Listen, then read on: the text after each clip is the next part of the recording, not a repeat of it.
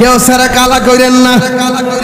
আপনি নামাজও পড়বেন, আবার মসজিদের প্রথম কাতারে দাঁড়ায় তাকবীরে উলার সাথে নামাজ পড়বেন, আবার খবর নিয়ে দেখি আপনি সুদখোর নাম্বার 1।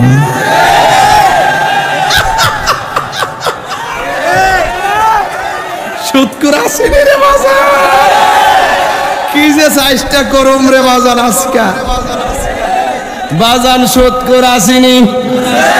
যেই ঘরে সুদ আছে সেই ঘরে শান্তি, যেই সমাজে সুদ আছে সেই সমাজে শান্তি, যেই দেশে সুদ চলে সেই দেশে শান্তি।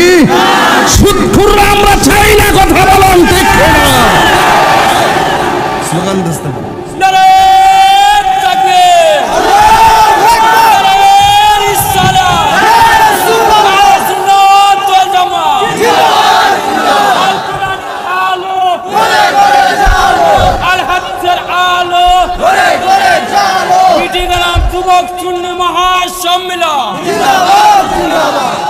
নামাজ পড়ো রে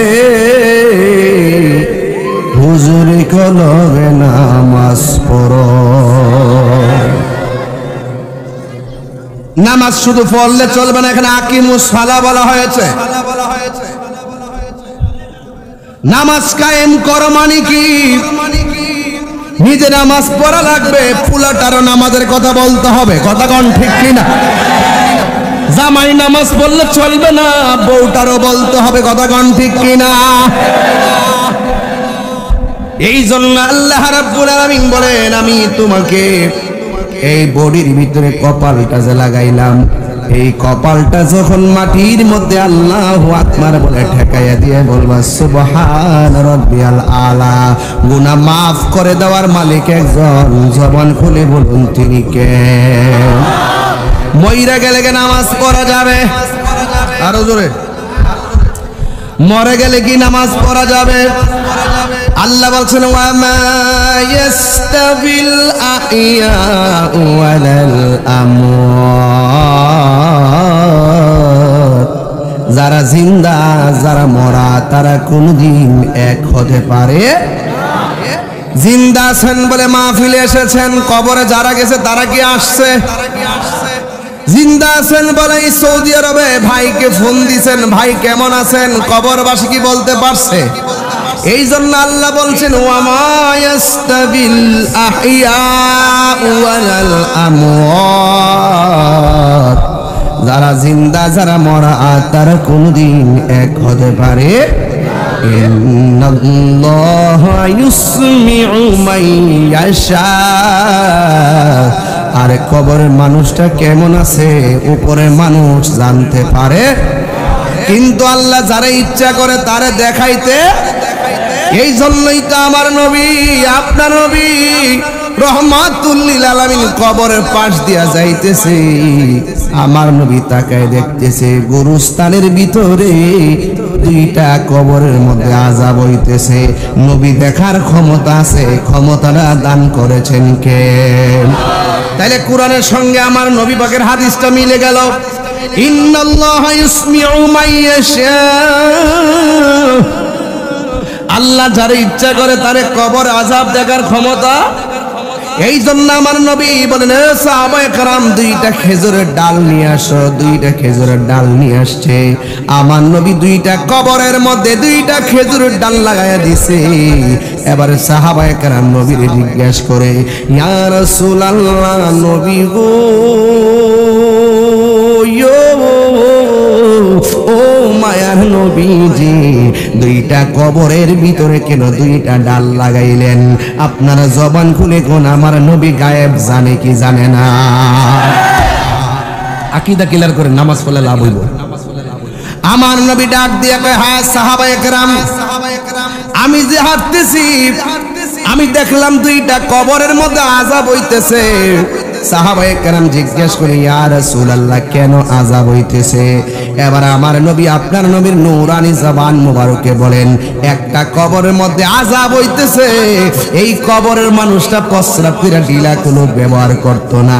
এখানে দেখবেন 70 থেকে 80% পোলাপান আছে, তারা প্রস্রাব করে ভালো করে পানি নেব দূরের কথা ঢিলা কুলুপটাও লয় না, আছে না? না হাসতে হাসতে নাপাক অবস্থায় চলে, কয় আমি নামাজ পড়ি না যেহেতু ওযু করার দরকার কি, নামাজ যেহেতু পড়ি না পবিত্র থাকার দরকার কি?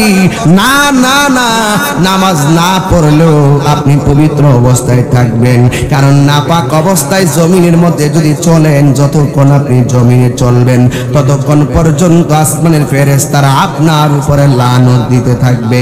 আল্লাহ না করুক এমন হতে পারে, গত পরশুদিনে দেখলাম একটা যুবক চম্পকনগর না বিজয়নগরে কোন জায়গায় যেন বাড়ি, তার বোনের বাড়িতে বেড়াইতে গেছিল, মোটর সাইকেল নিয়ে যাওয়ার পর লোকটা হঠাৎ করে দুনিয়া থেকে বিদায় হয়ে গেছে। আল্লাহ যেন তার জান্নাতবাসী করে, জোরে গোনা আমিন। এক যুবক আমার দেখে রাস্তায় হঠাৎ করে মারা গেছে, এখন তার উযু আছে কিনা আমি তো জানি না, এখন সে পাক না নাপাক আমি জানি না। আমি বুঝাইতেছি নেকির কাজ না করেন কিন্তু গুনাহ কইরেন, নেকের কাজ না করেন কিন্তু গুনার কাজ কইরেন না, কারণ যে কোনো মুহূর্তে আপনার কাছে মালাকুল মউত আজরাইল চলে আসতে পারে। এই জন্য আল্লাহরে বলবেন, আল্লাহ আমারে যদি মরণ দিবা জুমার দিন আমারে মরণ দিও। আমিন কর না, আমিন কর না, আমিন কর। আমারে যেই দিন মরণ দিবা রমজান মাসে মরণ দিও। আল্লাহ রাব্বুল আলামিন কোরআনের মধ্যে বলে দিয়েছেন, আমি আল্লাহ যার ইচ্ছা করি কবরে আযাব দেখার ক্ষমতা দান করি। তাই তো হাদিসটা পেয়ে গেলাম, নবী যে কারো মতো নয়। নবী বলেন, আমি দেখলাম প্রথম কবরে আযাব হইতেছে, এই কবরের মানুষটা প্রস্রাব ফেরা ঢিলা কোনো না। আর একটা কবরের মধ্যে কেন আযাব হয়েছে জানোনি? আর ওই কবরের মধ্যে আযাব হইতেছে লোকটা শুধুমাত্র চুগলখড়ি করত, এক জায়গার কথা আর এক জায়গায় লাগাইতো, ও গুচরে আর কথা ওর কাছে লাগাইতো, শুধু মুনাফিকি করত। আপনারা জবান খুলে বলেন, বিটুই গ্রামে মুনাফিক আছে না নাই? এই মুনাফিকদের কারণে সমাজে বড় সংগ্রাম, কথা কোন ঠিক কিনা? আল্লাহ বলেছেন, ইন্নাল মুনাফিকিনা ফি দারকিল আসফালি মিনান নার। আল্লাহ রাব্বুল আলামিন বলেন, নিশ্চয়ই মুনাফিকরা জাহান্নামের সর্বনিম্ন স্তরে বাস করবে, আর চুগলখোরদের কবরের মধ্যে আযাব চলতেছে। সাহাবীরা বলে, নবী গো, ও মার নবীজি, আপনি কবরের মধ্যে ডাল কেন লাগাইলেন? আল্লাহর হাবিব বলেন, এই ডালগুলো যতদিন পর্যন্ত কাঁচা থাকবে, এই ডালগুলো জিকির করবে একজনের, জবানটা খুলে কোন তিনি কে? এই জন্য সুন্নিরা দলিলের বাইরে কোনো কাজ করে না। কবরে দেওয়ার পরে চার কোনা চার ডালে চার কুল পরে কি পরে না? বেড়া ফতুয়া দাও কারে? সুন্নিরা কবরে পরে তারা আজান দে, তালকিন দে, এইগুলো জায়েজ আছে রে ভাই, জায়েজ আছে। সুন্নিরা কবরে যাইয়া জিয়ারত করে, এটাও জায়েজ আছে। সুন্নিরা কবরে যাইয়া ওই আল্লাহর ওলির রওজা যাইয়া জিয়ারত করে, সেটাও জায়েজ আছে। সুন্নিরা কবরের মধ্যে ডাল কেটে দে, এটাও জায়েজ আছে। সুন্নিরা বানায়া কোনো কাজ করে না, কথা বলেন ঠিক কিনা? খবরদার বলে দিয়া যায়, আপনারা জবান খুলে বলেন ইজ্জতের মালিককে। কিন্তু মানুষ শুন, আমার নবী কবর আযাবটা দেখেছেন। আমার আল্লাহ বলেন, ওয়ামা আনতা বিমুসমিউম মান ফিল কুবুর। কিন্তু কবরে যেই মানুষটা, বিটুই গ্রামে যেই মানুষটা বৃষ্টির মধ্যে পইরা রইছে, এই বৃষ্টির মধ্যে পইরা রইছে, বিটুই গ্রামের খবর নিয়ে দেখো, বালাকুটে যাইয়া খবর নিয়ে দেখো, দাঁত মন্ডল যাইয়া খবর নিয়ে দেখো, এই কবরে মানুষ কবরের মধ্যে গলা পানির মধ্যে ভাসতেছে, হাড্ডিগুলা পানির মধ্যে ভাসতেছে। বৃষ্টিতে কবরের মানুষ কবরে হাড্ডিগুলা ভাসতেছে, কিন্তু এই কবরে যে পড়ে আছে রে বাবা, দুনিয়ার কোনো মানুষের আওয়াজ শোনার ক্ষমতা তাকে আল্লাহ দেয় নাই। এই জন্য সে কবরের মধ্যে কাঁদতেছে। মাশরিক থেকে মাগরিব, শিমাল থেকে জুনুব, সব পশু পাখিরা কবরে আযাবের কান্না কান্নার আওয়াজ শুনে একমাত্র মানুষ আর জিন জাতি শুনতে পায় না। জোরে কোন ঠিক কিনা? যদি মানুষ কবর আযাব শুনতো তাইলে মানুষের কানের পর্দা ফাইটা যাইতো। মানুষ যদি কবর আযাব শুনতো, কবর মানুষটা বলতেছে আল্লাহ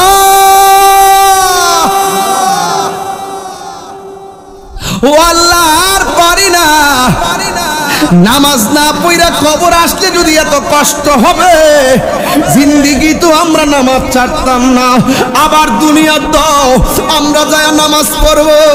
আল্লাহ বলে না কাইফা তাকফুরুনা বিল্লাহি ওয়া আনতুম আমওয়াতান ওয়া আহইয়াকুম সুম্মা ইউমীতুকুম সুম্মা ইউহয়ীকুম সুম্মা ইলাইহি তুরজাউন ইন্না লিল্লাহি ওয়া ইন্না ইলাইহি রাজিউন। যাব যার কাছ থেকে এসেছি তার কাছে ফিরে যাব, কিন্তু মরণের পরে আর জীবন পাওয়া যাবে, কিন্তু দুনিয়ার জমিনে আর আসা যাবে না। কথা বলেন ঠিক কিনা? এই জন্য যুবক আমার মরে যেহেতু যাব, আল্লাহ বলে হ্যাঁ বান্দারা তুমি ছিলে মুর্দা, তোমার জীবন দিছে কে? এই দুনিয়ার জমিনে এমন কিছু মানুষ আছে যারা একমাত্র মরণের পরে আখিরাতকে বিশ্বাস করে।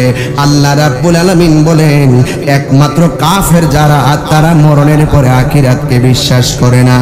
আমরা বিশ্বাস করি আমানতু বিল্লাহি ওয়া মালাইকাতিহি ওয়া কুতুবিহি ওয়া রুসুলিহি ওয়াল ইয়াউমিল আখির ওয়াল কদরি খায়রিহি ওয়া শাররি মিনাল্লাহি তাআলা। কি আছে না বাস বাদাল মাউত? শুধুমাত্র তাই না, আমরা পরকালকে বিশ্বাস করি, তকদিরকে বিশ্বাস করি, ফেরেশতাকে বিশ্বাস করি, আসমানি কিতাবকে বিশ্বাস করি, নবীদেরকে বিশ্বাস করি, রাসূলদেরকে বিশ্বাস করি, আরো বিশ্বাস করি একজনকে। জবান খুলে বলুন তিনি কে? আল্লাহ রাব্বুল আলামিন বলেন ইয়া আইয়ুহাল্লাযীনা আমানু লা তাতাওয়াল্লাউ কওমান গাদিবাল্লাহু আলাইহিম। আল্লাহ রাব্বুল আলামিন বলেন হে ইমানদারগণ, ওই সমস্ত লোকের সঙ্গে তোমরা বন্ধুত্ব করো না যাদের প্রতি আমার আল্লাহ রাগান্বিত। এখন তারা কারা? কয়ে তারা হলো কাদিয়া ইসুম মিনাল আখিরাতি, তারা আখিরাতের প্রতি নিরাশ। শুধুমাত্র তাই নয়, কামা ইয়াইসাল কুফারু মিন আসহাবিল কুবুর। আল্লাহু আকবার বলেন না কেন? এবং পৃথিবীর মধ্যে এমন কিছু বেঈমান আছে কবরের মধ্যে যে আযাব হয় এটা বিশ্বাস করে না। আপনারা জবান খুলে কোন ভিতরে মানুষ কবর আযাব বিশ্বাস করেন কি করেন না? এই জন্য আমরা মুমিন, এই জন্য আমরা মুসলমান। কথা বলেন ঠিক কিনা? এই জন্য যুবক যেই কোনো মুহূর্তে বিডুই গ্রামে আজরাইল চলে আসবে, এমন একটা সময় আসবে হাঁটতে গেলেও আপনি হাঁটতে পারবেন না, একেবারে পাটা অচল হয়ে ঘরের মধ্যে পড়ে থাকবেন। এমন একটা সময় আসবে একটু ভারী আলগাইতে পারবেন না, এটাও ধরতে পারবেন না। বিশ্বাস হয় না? যারা প্যারালাইসিস হয়েছে দেখবেন এই বোতলটা ধরতে বললে আর পারবে না, মুট করতে পারবে না। আল্লাহ যখন শক্তি দিয়েছে কাজে লাগাতে হবে। আর আমার আল্লাহ রাব্বুল আলামিন বলে দিয়েছেন বান্দা আমি আল্লাহ তোরে সুযোগ দিয়েছি, সুযোগটারে তুমি কাজে লাগাও, আর না হয় তোমার খবর আছে। ইন্না বাতশা রাব্বিকা লাশাদীদ ইন্নাহু হুয়া ইউবদিউ ওয়া ইউঈদ। নিশ্চয়ই আল্লাহর ধরা কি নরম না শক্ত? আরো জোরে বলে নরম না শক্ত? আল্লাহর ধরা এমন শক্ত, তিনি সেই রব যিনি তোমার শুরুর মালিক, তোমার শেষের মালিক। বন্ধুরা রে আমার, ও বিটুর বাবারা, এই জন্য আজরাইল আসার আগে এই পা দিয়ে হেঁটে হেঁটে আমাদেরকে একটা ঘরে যেতে হবে। সেই ঘরের নাম কি? মসজিদ। সেই ঘরে যেতে হবে, নাম কি? পা দিয়ে হেঁটে হেঁটে মসজিদে যাবেন। কবরে গেলে আপনি হাঁটতে পারবেন না, আপনাকে আরেকজনে কাঁধে করে নিয়ে যাবে। কথা কন না কেন? সে যে নামে আজরাইল সঠিক সময় তোমার ঘরে হইবে দাখিল। ঠিক না? সে যে নামে আজরাইল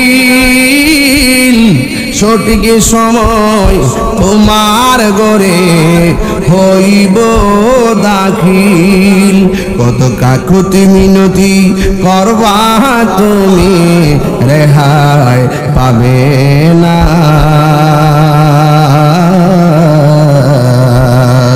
আজরাইলা শিলে কারো কফিয়ত চলবে না রে মানুষ কফিয়ত চলবে না তোবা নামক গাছটি আছে আসেনি তোবা নামক গাছটি আছে পাতায় পাতায় লেখা আছে মানুষের হায়াত সেই পাতা জড়িয়া পড়লে মতের নিশানা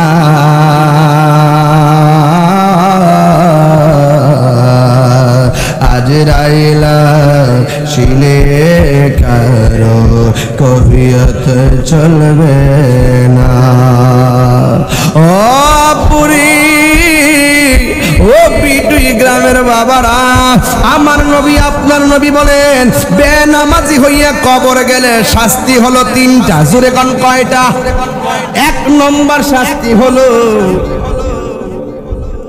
এক মহিলা আমার টাকা দিছে না আমার সালাম দিয়ে ঢাকা থেকে আসছে আল্লাহ আমার মাটাকে রাবিয়া বসরিজি এই এই এই কইরস সুলডি যে কাছে নমনা দস না পুরো এরি হেতে লাইল করে লেছি বয়া তাক তোর টার্গেট করছে কিন্তু আজকে দেখছেন নি লাইলটা দেখছেন নি লাইলটা পুরো এরি হেতে ডেড নাও বাবা রে বাবা তে আকিরে দিছে তো দি আহা আচ্ছা নাসিরনগর আসলে আমার কি আপনার পর মানুষ মনে হয় নাসিরনগর আসলে মনে হয় যে আমি নিজের বাড়িতে আসছি এজন্য আমি বেশি স্টাইলের ভাব করি না ডাইরেক্ট লবণ নুন সানুন তরকারি সৌরা ঝুল মিলাই জিলাই করি কথা বলতে কষ্ট হয়েছে আপনাদের হ্যাঁ কষ্ট হওয়ার তো কোনো কারণ দেখছি না এই তুই এদিকে এই ছেলে এদিকে এদিকে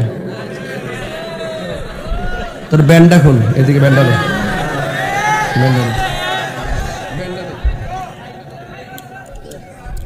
এই দেন ব্যান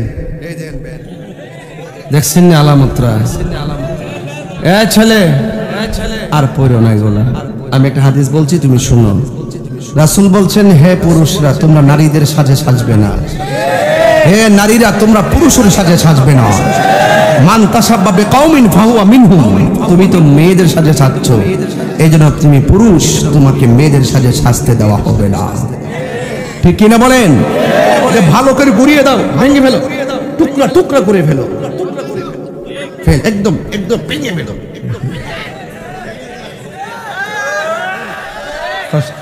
তুমি কি কষ্ট পাইছো রাগ করছো কতটা কিনছিলে এটা টিয়াটা নিয়ে যাবে হ্যাঁ থাকতো না আচ্ছা ঠিক আছে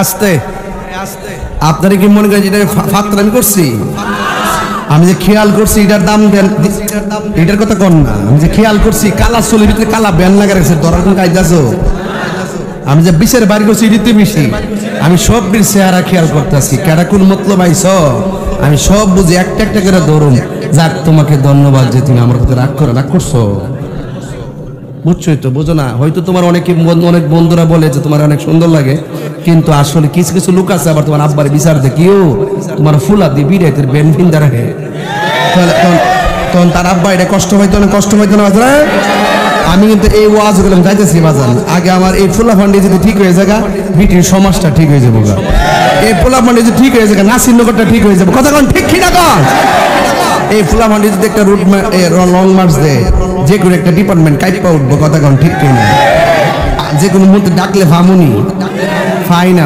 আপনারা রাজ মারে ফাইনা রে মারে ফাইনা মেরা গুন জলে দ্বিগুণ রে